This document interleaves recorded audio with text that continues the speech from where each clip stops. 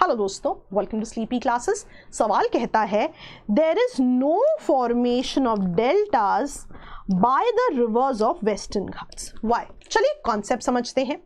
जब भी हम वेस्टर्न कोस्ट की बात करते हैं, याद रखिएगा पहले इसकी कॉन्टिनेंटल शेल्फ एक्सटेंडेड थी, राइट। कुछ इस तरह की कंडीशंस हम इमेजिन कर रहे हैं कि पहले इसकी कॉन्टिनेंटल शेल्फ क्या थी, एक्सटेंडेड थी। फिर क्या हुआ, याद रखिएगा ये जो एक्सटेंडेड जोन था इसका सबसिडेंस हो गया with due course of time. अब जब ये सबसिडेंस होता है इतना क्लीन प्रोसेस नहीं होता, आइडियली पूरा का पूरा पार्ट टूट रहा है। तो हुआ क्या, जब यहाँ पे सबसिडेंस हुआ तो दूसरा पार्ट टूट के ढलान एक तरफ बन गई। दोबारा देखिए, जब यहाँ पे सबसिडेंस हुआ तो टूट के दूसरे पार्ट में ढलान एक तरफ बन गई।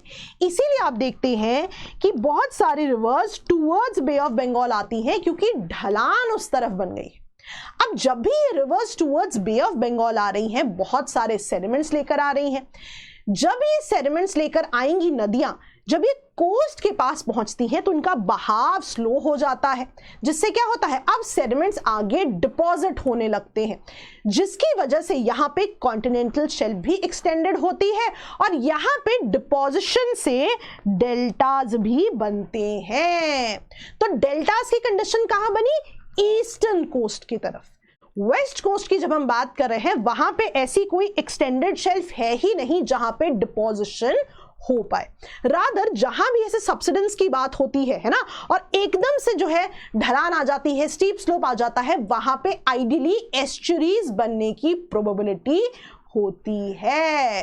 ऑल्सो अगर आप वेस्टर्न घाट की नदियों की बात करें, आप देखेंगे कि इनके कोर्सेज बहुत शॉर्ट हैं। अब क्योंकि इनके कोर्सेज बहुत शॉर्ट हैं तो इतने सेडिमेंट्स होते ही नहीं हैं कि ये जो है डेल्टास बना सके, है ना।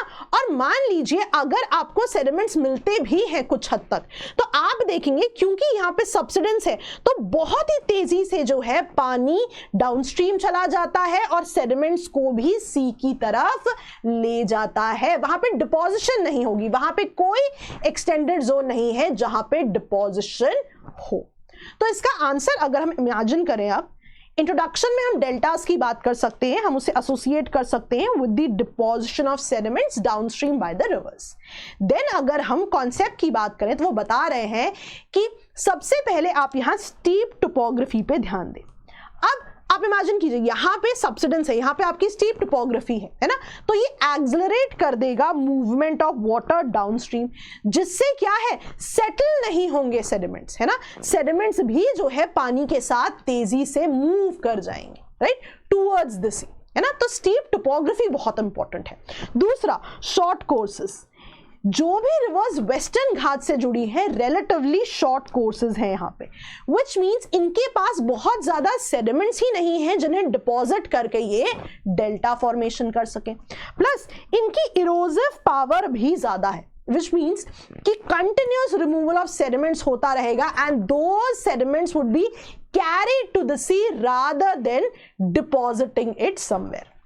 Next point है lack of alluvial plains। जैसा मैंने आपको बताया कि अगर आप ईस्टर्न जोन्स की बात करें तो वहां पे आपको जो है बहुत ही एक्सटेंडेड मिलेंगे प्लेन्स, वहां पे जगह है कि डिपॉजिट हो सके सेडिमेंट्स। वेस्टर्न कोस्टल प्लेन्स में जो है इस तरह की जो है जोन्स आपको नहीं मिलने वाले, है ना। दीज आर वेरी वेरी क्या है, नैरो कोस्टल प्लेन्स। तो वही चीज वो बता रहे हैं कि जब आप वेस्टर्न साइड की बात कर रहे हैं वहां पे कोस्टल प्लेन्स नैरो है, अनलाइक द ईस्टर्न साइड जहां पे आपको काफी वाइड जोन्स मिलेंगे।